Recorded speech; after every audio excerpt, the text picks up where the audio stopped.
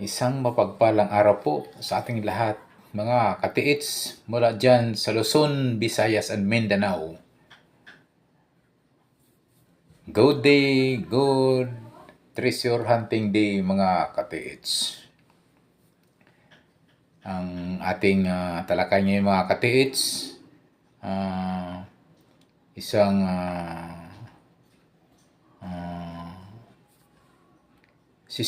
sistema for retrieval ng big deposit and big bunker deposit mga katiits. So napaka simple lang mga katiits sa mga may mga heavy equipments na pwedeng gamitin for retrieval ng mga big deposit o mga big bunker deposit mga katiits.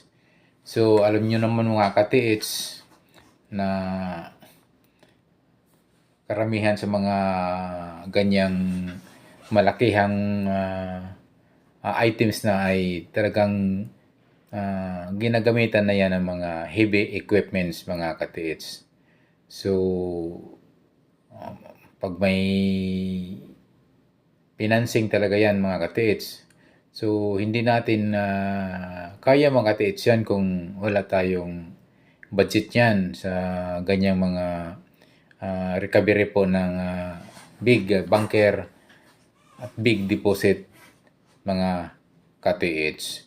So ang ginagawa mga katiits, mga tulad ng mga Japanese,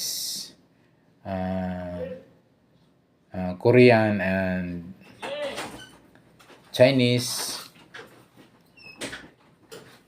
yun yung kanilang strategy mga kaibigan, ay pumupunta sila dito sa ating bansa upang for retrieval mga katiits.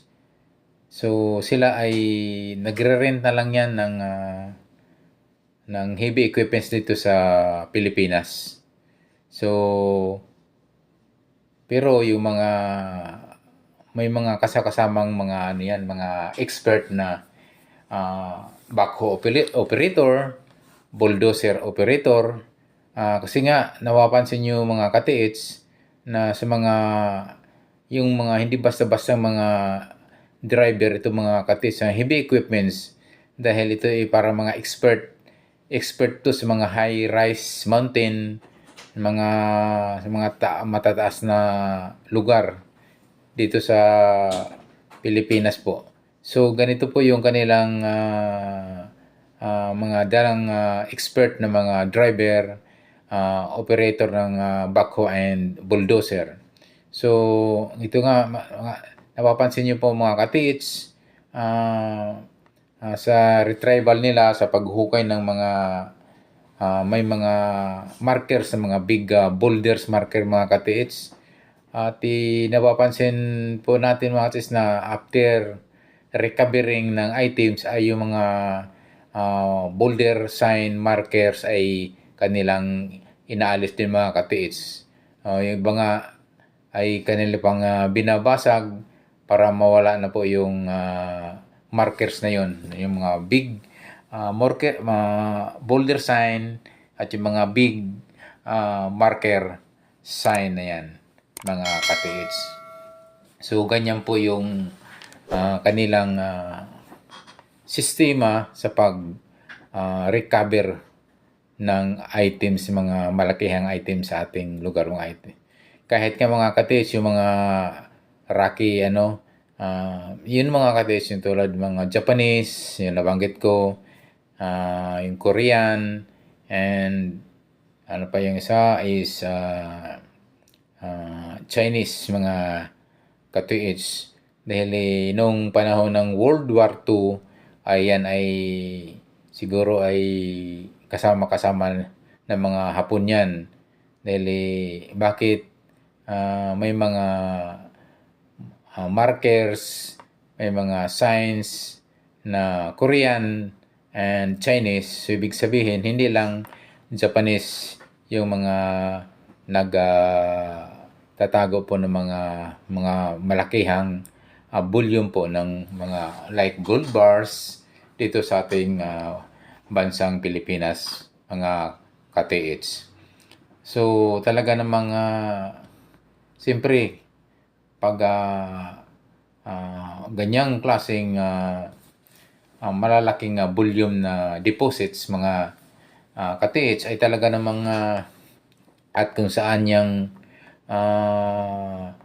kahit na sa mga high-rise mountain, mga matatarik na mga lugar ay kaya niyang i-recover, kaya nang i-retrieve dahil nga yung mga Japanese, yung mga Koreano, yung mga Chinese ay may mga bit-bit yan, may mga daladalang expert, may mga talagang experience sa pagdating sa mga high-rise mountain, yung mga kanilang daldalang operator, bulldozer operator, driver, backhoe operator, driver, yun po yung napapansin natin na talagang ang gagaling nila, mga ka-TH. Okay, dito po sa mga ka-TH, pag-usapan po natin yung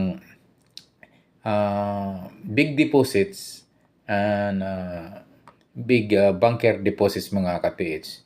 So mga ka-TH, sabi ko nga, mayroon po tayong mga ka-TH na nakasumpong ng mga big boulder markers, may tinatawag na big boulder sign na positive po yung items. Ang problema lang natin mga TH, yun nga lang kailangan natin ng dapat ay heavy equipment na pwedeng mabilis ang paghukay, mabilis ang pag-retrieve mga ka-TH. So ngayon, ang ginagawa lang po natin ay maghuhukay lang po tayo ng mano-mano hanggang ilang feet lang, ilang meters ang lalim, hanggang 50-60 meters. At ito po TH, ang napakahirap pa sa mga tulad natin walang gamit like mga heavy equipments, bulldozer or backhoe, ay andyan po yung panganib pag mga malakihang volume mga TS ng mga big bunker deposit. Mayroon po kasi mga ano na yan, mga ka-TS, may mga bomb trap na yan. May mga water trap, may mga booby trap, may mga trap na yan mga ka-TS na linalagay ng mga nagtatago niyan like Japanese, Korean and Chinese mga ka-TH. So, isa po mga ka-TH ang bakit ginagamit nilang yung mga big boulder rocks. Isa sa pinaka-markers po nila yan. At alam nyo mga ka-TH, mayroong sistema sila sa paggamit ng mga big boulder rocks mga ka-TH na as markers nila. So dito nga sa somewhere in Rizal, San Mateo Rizal, I think kung hindi ako nagkakamali, ay yung nakita po ng mga katresurante nating ka-TH ay yung big boulder ay yan ay intact mga ka-TH. Ngayon yung nag-retrieve mga ka-TH ay isang Chinese contractor daw. Sabi is contractor ng dam na projects na ongoing na ginagawa daw sa may Rizal, San Mateo Rizal, mga ka-TH. So doon sa mga big boulder markers ay napapansin po natin o doon sa site nila ay mukhang hindi gaano kalayuan po yung item. O sasabihin lang natin na yung marker sign na big boulder sign sa kabilang ilog, tatawid lang mga ka-TH. At yung napapansin mo yung mga bundok na medyo kalbo, na hindi tinutubuan ng mga damo at ganyan lang ka lapit. Siguro may mga 500 meters lang mga katiits. So, sobrang layo na nga yan. So mga 250 meters or 300 meters mga katiits yung distansya mula sa big boulders markers mga katiits. So pakatandaan nyo mga katiits na ganyan. So bihira lang mga katiits na maglalagay po ng items ng mga big boulders, yung mga Japanese, Koreano, Chinese na dyan malapit sa big boulder markers, kundi may distansya po ito ng 250 to 300 meters po ang layo doon sa kanilang kinalalagyan. So, ganun ka distansya po at mayroong distansya yung kinalalagyan po ng big deposit po mga katiits. At napapansin nyo po mga katiits, sabi nga may mga trap yan, may mga kaakibat ng booby trap yung mga entrance noon mga katiits. Kaya ang ginagawa nila mga katiits, instead sa entrance po sila hukay, reverse. So, nandun sila sa kabila. So, alam nila mga katiits na nandoon pwede sila maghukay doon at kabila po yung kanilang tinatahak na ilihis nga sila sa mga booby trap, mga bomb trap na yan mga kabiits. Iba yung pag-iskabit nila mga kabiits, reverse. Taliwas po dun sa hindi sila dun sa mismo pintuan kung saan nila pinasok at ilinagyan nila ng mga booby trap, mga trap yan, mga water trap na pwedeng hindi mapasok yung mga items na yan na big bunker deposit na yan mga katiits. So sana mga katiits, thank you so much for watching. Sana po may alam po kayo sa regarding sa mga big deposit, bunker deposit mga katiits. Thank you so much for watching. God bless us always.